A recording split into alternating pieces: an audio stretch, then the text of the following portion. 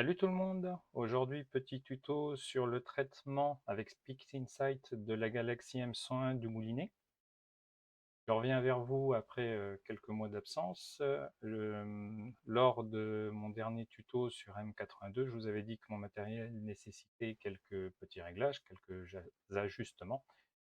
Donc effectivement, c'était bien le cas. Si vous regardez l'image de droite, donc c'est une image prise avant la collimation du télescope d'Aldébaran. Et donc on voit très bien les miroirs apparaître sur la photo, ce qui ne doit pas être absolument pas le cas, qui induit forcément des images floues en sortie ou des étoiles en forme de comète, on va dire ça comme ça.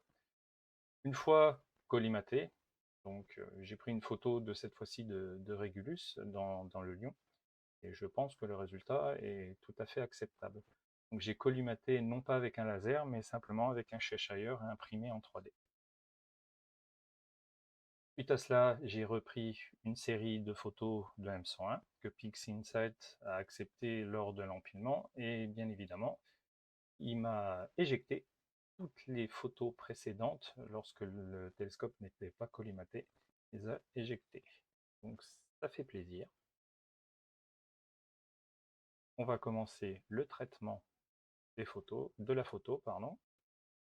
Donc, première étape, on rajoute toutes les icônes qui vont me servir, ou presque toutes qui vont me servir.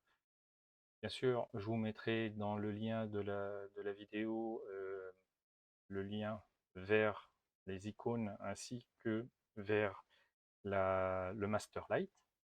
On rajoute tout de suite. Et vous aurez également la façon dont j'ai de traiter M101 de manière graphique. À noter que je rajouterai un petit encart en bas à droite pour vous montrer toutes les étapes au fur et à mesure que je les fais par rapport au fichier du flux de traitement.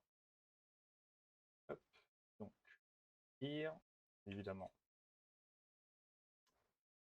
la couleur verte puisque je prends les photos avec une caméra couleur, ça peut être d'une autre couleur hein, également. Donc voilà M101. Donc on voit bien les aigrettes du télescope sur les étoiles les plus puissantes. Hop, je prends ensuite, pas forcément cœur, non flux. Hop,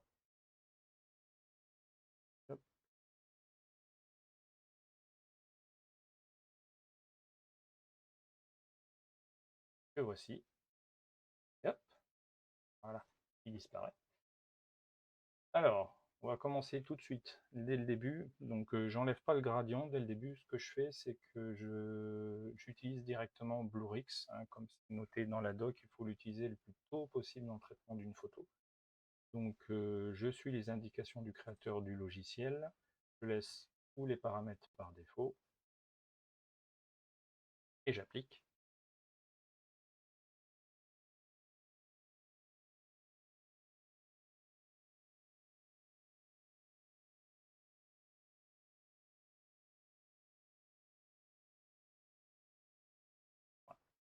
Donc, augmenter les détails, pour voir le résultat avant, après, et ça a réduit les étoiles, ça les a arrondies, mais également ça a créé des sortes d'artefacts sur le côté de l'image. Je pense qu'il n'y en a que sur le côté gauche, encore que, voilà, en haut à droite, et en bas à gauche. Donc ça, c'est une chose qui va nous embêter plus tard pour avoir un fond de ciel complètement noir. Ce que je fais là tout de suite, c'est je vais couper avec Dynamic Crop les côtés de la photo. Je ne m'embête pas. Je coupe et j'applique avec la coche. Je perds évidemment la solution d'astrométrie. PixInsight nous avertit que la solution est perdue. C'est pas grave. Étape suivante, on remet la solution d'astrométrie directement dans l'image. Donc normalement, il n'y a rien à changer, bien que, c'est bizarre, je pense que j'ai pris la photo à 13h dans la journée, en plein soleil. Or, ce n'est absolument pas le cas.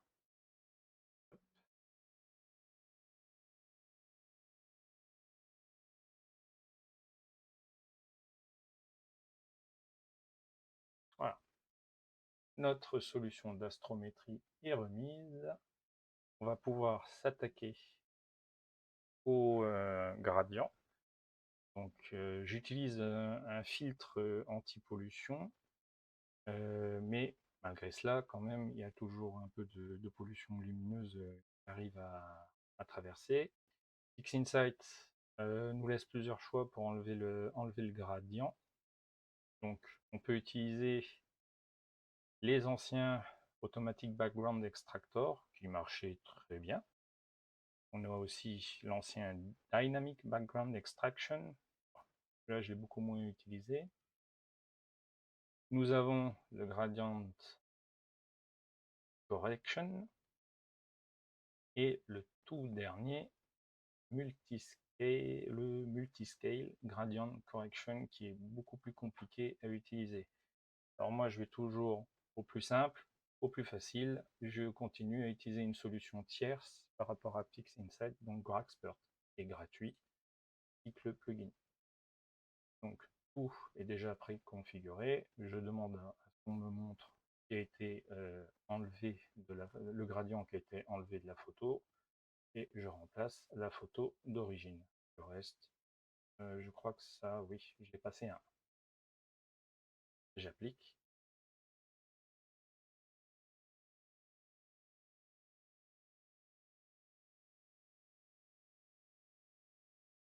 Bon, ça a été sketché derrière. Jolie couleur. Bref, ça fait le temps. Le gradient a été enlevé. Bien, on va passer au Spectrophotometric Color Calibration. Ce process a besoin forcément d'une solution d'astrométrie dans la photo, c'est pour ça que je l'ai fait évidemment. Mais pour que ça fonctionne encore mieux, il faut une région d'intérêt et c'est ce qu'on va lui donner en créant une preview sur une zone où il n'y a pas d'étoiles ni de nébuleuses. Ici, c'est relativement simple. Pour d'autres photos, ça peut être coton. J'ai créé une preview, peu importe la taille, du moment qu'il n'y a pas d'étoiles ni de nébuleuse dedans, c'est parfait. Coche, je peux faire glisser, glisser, déposer, ou en preview. Voilà. Et on a les paramètres qui se mettent tout seuls. Les paramètres, vous, peut-être que vous avez à changer, c'est adapter votre capteur. Moi, j'utilise un IMX 571. Ou si vous utilisez un autre capteur, bien évidemment, vous faites les ajustements en conséquence. S'il n'y a aucun capteur comment dire, que vous possédez qui n'est proposé, vous mettez Ideal QI Curve. Pareil pour les filtres, il n'y a rien qui vous correspond. Il faudra aller dans ceux par défaut, et ceux par défaut, Sony, si je ne me trompe pas. Sony là. Vous voulez tout remettre par défaut, de toute manière, il faut cliquer. Moi, j'utilise l'Optolong L Pro, donc j'ai directement les bons filtres de pré-paramétrés. On applique, glisser, déposer.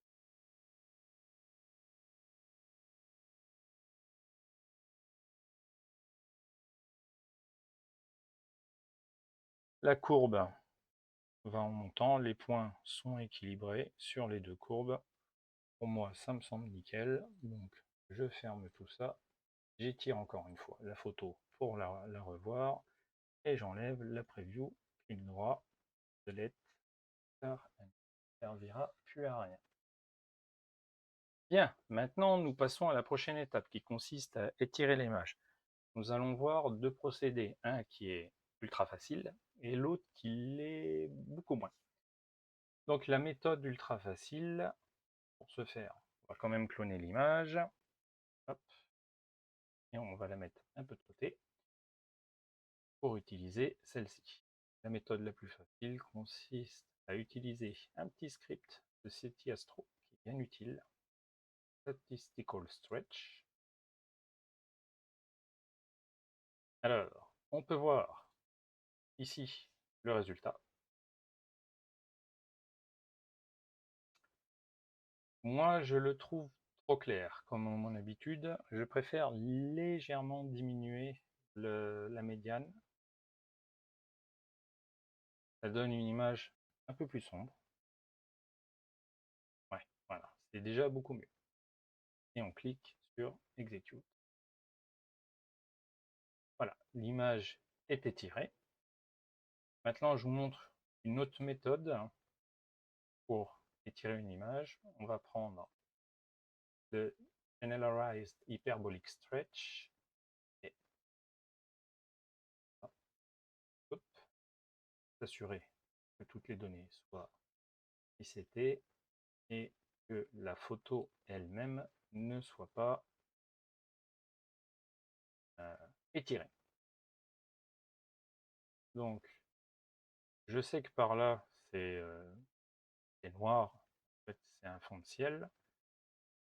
Je me mets là, à peu près, ouais, c'est bien, pas mal. Et j'envoie au logiciel. Et à partir de là, oui, peut-être que je monte la preview. À partir de là, je commence à étirer la photo. Et on commence à voir un beau petit résultat. Alors, on va quand même agrandir la zone. Et le but étant de ne pas trop cramer. Là, vous voyez le centre, il est cramé. Donc, on revient légèrement avant. On distingue déjà quand même des jolies petites couleurs. Et on va faire monter le Local Intensity, ce qui va réduire un peu l'intensité. On est pas mal. On applique. Et reset. Ah, là déjà, on est pas mal du tout. On est pas mal du tout. Oups, pardon. On agrandit le centre de la galaxie. On clique à peu près moitié de l'histogramme. On envoie. Et on continue à étirer. Là, c'est un peu trop cramé, mais c'est pas grave.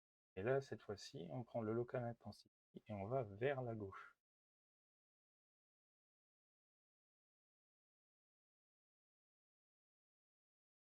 Toujours vérifier. Hein. Toc, toc, toc. Ça me paraît pas mal.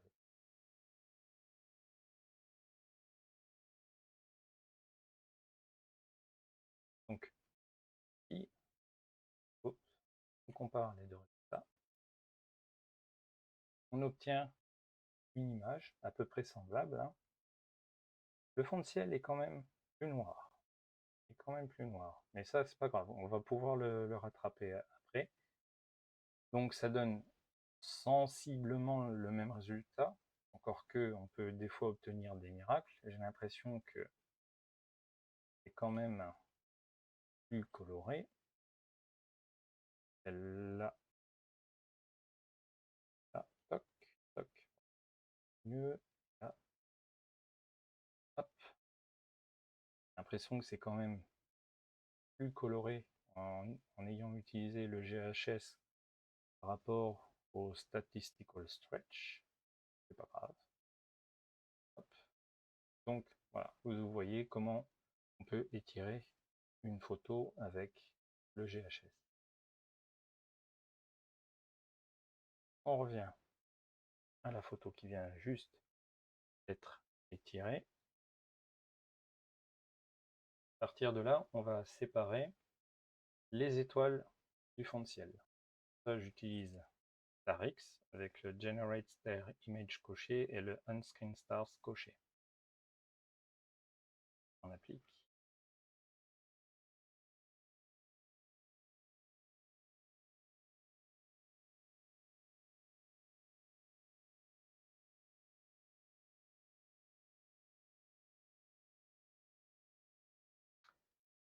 Voilà, donc c'est notre photo avec les étoiles.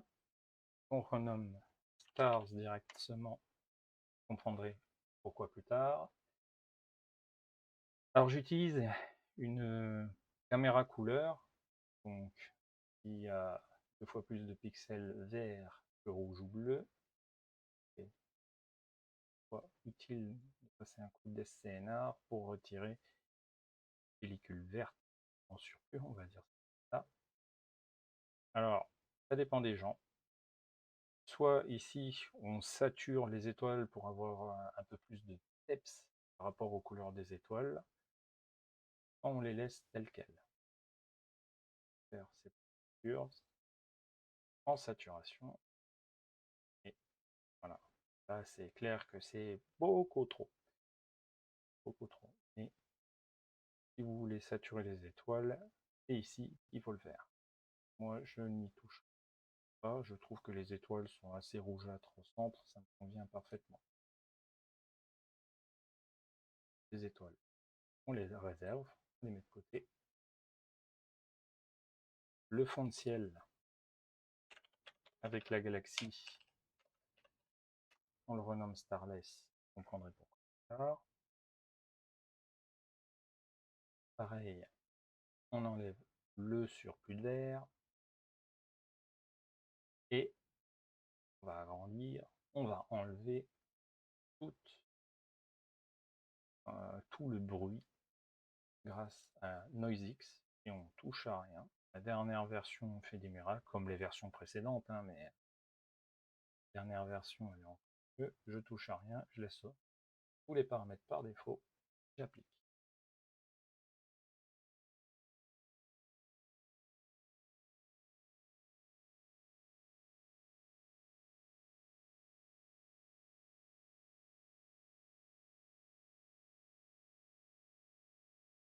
Voilà. Quand on voit le résultat, avant, après, c'est tout bonnement impressionnant. Alors, normalement, ici, sur les autres types de photos, j'applique Blurix. Le problème là, c'est que Blurix, même s'il fait des miracles, on l'utilise de trop, il va avoir tendance à créer des artefacts. Je vais vous montrer. Mais c'est une étape à ne pas faire. C'est pour ça qu'elle est retirée de mon workflow. Là, ok, j'ai augmenté les détails du centre de la galaxie, mais là, j'ai créé des étoiles. Ça, j'en veux pas. C'est clair, c'est des artefacts. Je reviens en arrière. Quand même beaucoup mieux. Mais on va devoir quand même augmenter les détails d'une autre manière. Et on va utiliser un vieux procédé du début de la photographie en astronomie, un début moderne de la photographie en astronomie. Hop. Un petit script vachement bien. Here. Donc, bien évidemment, dans View, dans les deux views, on va mettre Starless, le filter en High Pass, le blend mode en Overlay, comme c'est précisé dans le fichier PDF, et le filter Radius. Moi, j'oscille entre 5 et 10. Alors, j'ai enlevé, je vais mettre 5. On voit la preview. On voit quand même une petite différence de détail, mais ça ne crée pas d'artefacts, ça ne crée pas d'étoiles. Et en 10, voilà, c'est encore mieux. Donc, j'applique.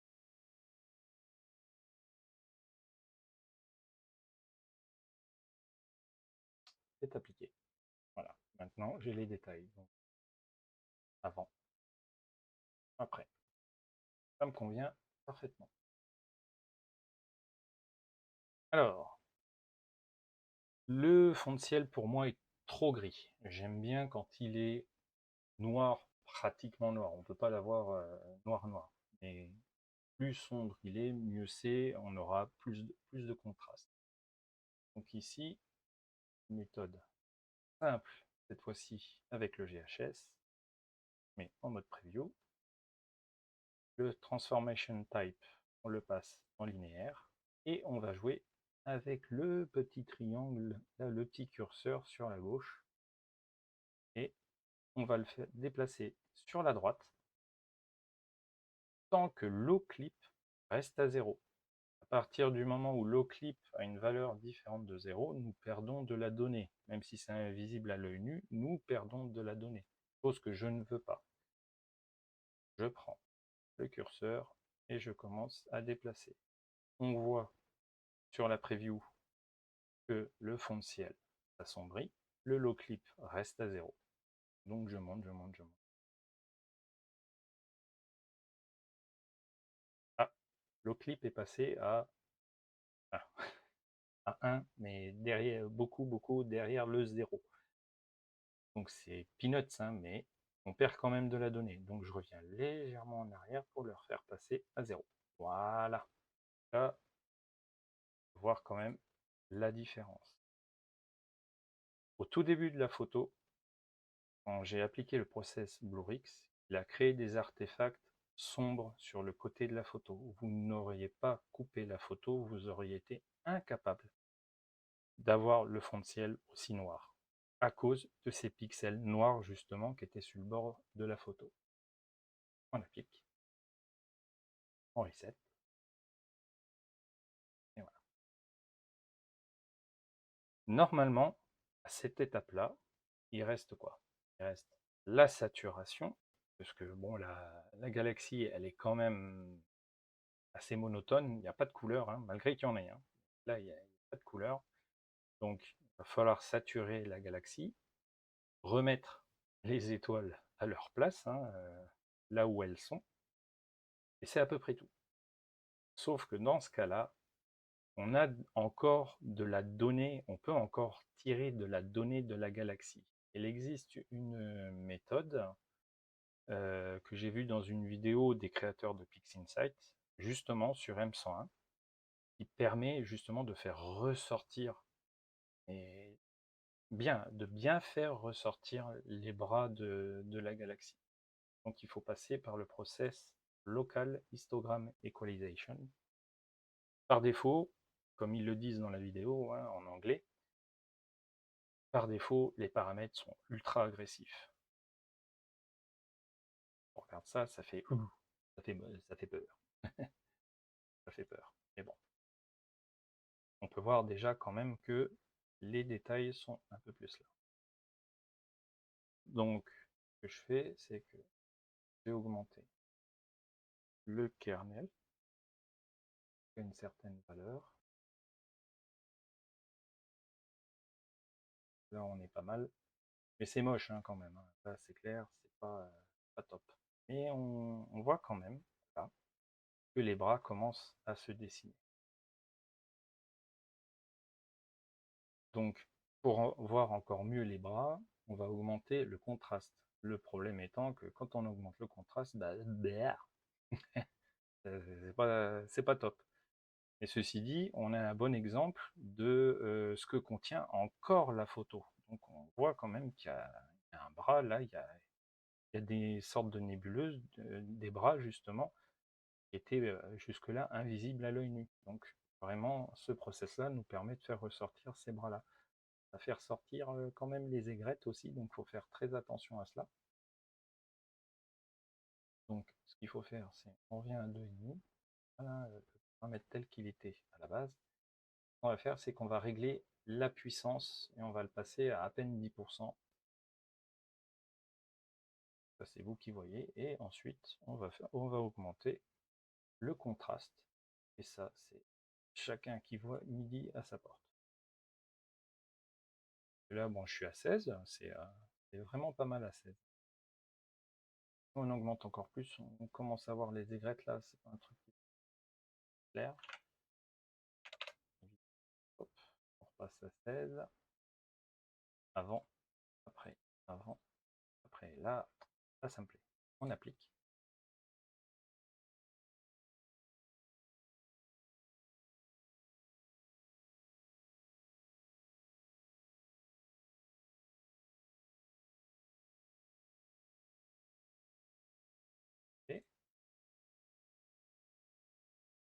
On va passer à la saturation de la galaxie. Donc, avec ah, avant de passer à la saturation, on va protéger le fond de ciel avec une méthode tout à fait simple. On extrait la luminescence et on l'applique en masque. On pique un peu les yeux, le rouge, mais tout ce qui est rouge est protégé et ce qui ne l'est pas sera saturé. On prend Curves, on affiche la preview, on se met en mode saturation et là, dans la preview, on clique et regardez dans Curve Transformation, il y a une barre qui se déplace à peu près par là. Donc c'est toutes les couleurs variées cette barre-là. Et on voit clairement que les couleurs sont sur le quart gauche de la fenêtre. Donc on ne saturera que le quart gauche de la fenêtre. Et le reste, on va essayer de le mettre à peu près linéaire par rapport à la courbe actuelle. Comme je fais à mon habitude les 3 points, on va changer légèrement.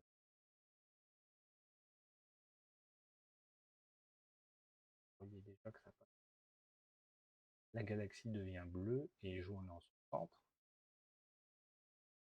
On va essayer de...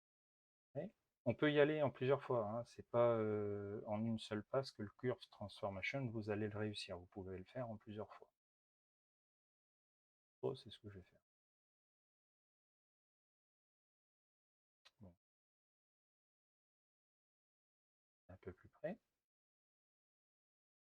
Ça donne déjà un bon petit résultat. On l'applique. Et donc là, c'est la photo telle qu'elle est sauvegardée actuellement. Mais si on réapplique une seconde fois à Curves, ça donne encore quelque chose d'encore plus beau. J'applique, je ne touche pas à la courbe. Là, à mon goût,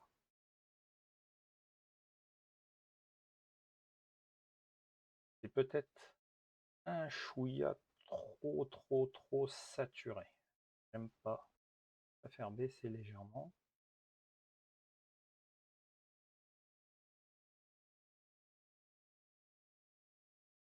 Ouais, on applique. Ouais. Et là, je m'arrête. Là, je vais mettre la preview et remettre la courbe telle qu'elle était. Ça, c'est l'image finale. Et on a sauvegardé notre fond de ciel. On enlève la preview. On enlève le masque en supprimant la luminescence, l'image de luminescence valide. Et nous avons notre galaxie avec les couleurs saturées. On voit bien les zones d'hydrogène en rouge, rouge rosâtre. Hein. Le cœur de la galaxie qui brille. Et maintenant, il ne nous reste plus qu'à refusionner les étoiles avec la galaxie grâce à cette petite équation. Je ne l'invente pas, hein, l'équation. Elle est donnée par son créateur. Voilà. Vous le voyez tout en bas du descriptif. Hein, starless, tilde starless fois tilde stars. Donc, j'ai créé un petit process pixelmath où j'ai mis à l'intérieur stars et starless, donc le nom stars, le nom starless ici. Et ce que je fais, bah, c'est que je l'applique. Voilà. Il ne reste plus. Ah, ici, il y a un petit halo noir.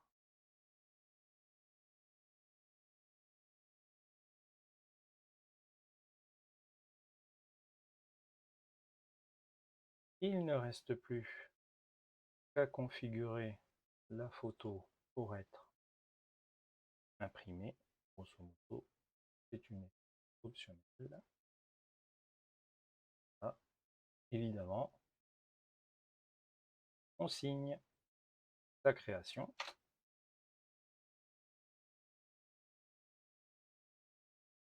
Pour moi, ma signature. Et les chiffres la date, une certaine date de ma ville natale. La photo est terminée. On peut se débarrasser des étoiles au final. Pour moi, le traitement est terminé. J'espère que ça vous a plu et je vous dis à la prochaine.